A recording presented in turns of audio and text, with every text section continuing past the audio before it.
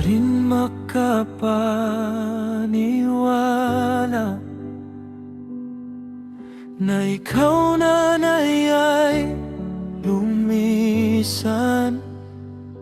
Akala namin ay nasa malayong lugar lamang.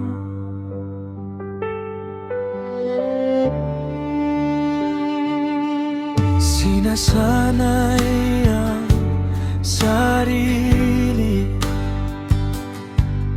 na wala ka na sa aming tabi. Kahit anong lungkot dulot sa puso, anong hapdi,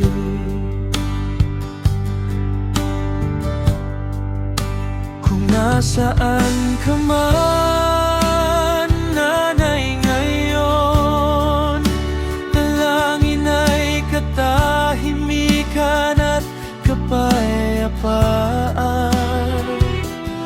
Lagi kang nasa puso namin, di kailanman mawawala.